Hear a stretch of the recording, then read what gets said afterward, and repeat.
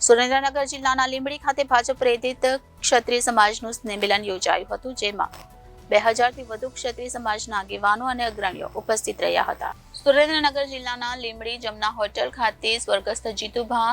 કેસરીસિંહજી રાણા પરિવાર દ્વારા લીંબડી વિધાનસભાના ક્ષત્રિય આગેવાનો સાથે ભાજપ પ્રેરિત સ્નેહમિલન યોજવામાં આવ્યું હતું। પૂર્વ કેબિનેટ મંત્રી અને ધારાસભ્ય શ્રી કિરીટસિંહ રાણા, જિલ્લા ભાજપ પ્રમુખ હિતેન્દ્રસિંહ ચૌહાણની અધ્યક્ષતામાં યોજાયેલ ક્ષત્રિય સ્નેહ મિલન કાર્યક્રમમાં અંદાજે 2000 થી 2500 જેટલા લીંબડી વિધાનસભાના ક્ષત્રિય તથા આગેવાનો ઉપસ્થિત રહ્યા હતા। માનનીય કિરીટસિંહ રાણા તથા હિતેન્દ્રસિંહ ચૌહાણ દ્વારા સમાજના આગેવાનોને ભારતીય જનતા પાર્ટીના સમાજ માટેના યોગદાન તથા ક્ષત્રિય સમાજ દ્વારા ભારતીય જનતા પાર્ટીની 1980 થી લઈને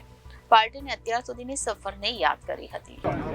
ક્ષત્રિય સમાજની ભારતીય જનતા પાર્ટીની સાથે હંમેશા રહ્યા છે, એને સમર્થન ભાજપને આપવા માટે સરગસ મારા બાપુજી જીતુભા રાણા નામથી અને મેં પોતાને બધાને અપીલ કરી અને આજે એક સ્નેહ મિલનમાં પધારેલા મારા ક્ષત્રિય સમાજના સૌ વડીલ મિત્રો હતા, યુવાનો હતા, ગામે ગામથી મોટી બહોળી સંખ્યામાં ભારતીય જનતા પાર્ટીને માનીય નરેન્દ્રભાઈ મોદી સાહેબ વડાપ્રધાન બને એના સમર્થન માટે ભાજપને કમળ ઉપર નિશાન ઉપર એમને મતદાન કરવા માટે 7 તારીખની અપીલ કરી છે। અમે બધાને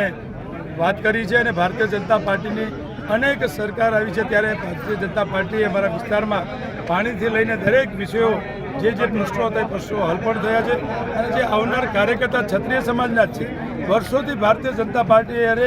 જનસંઘ વખતથી અત્યાર સુધી રહ્યા છે અને આજે પણ મને ગૌરવ થાય છે કે આજે એ ભારતીય જનતા પાર્ટીના આપણા લોકસભાના ઉમેદવાર ચંદુભાઈ સિયોરા એટલે કે નરેન્દ્રભાઈ મોદી એ વડાપ્રધાન બને એના માટે સમર્થન આપવા વધારેલા સૌ ક્ષત્રિય સમાજનો હું લીંબડીના આંગણે વિધાનસભાના ધારાસભ્ય તરીકે અને ક્ષત્રિય સમાજના દીકરા તરીકે હૃદયપૂર્વક એમનો આભાર માનું છું। Bureau report Janadesh news, Surendranagar.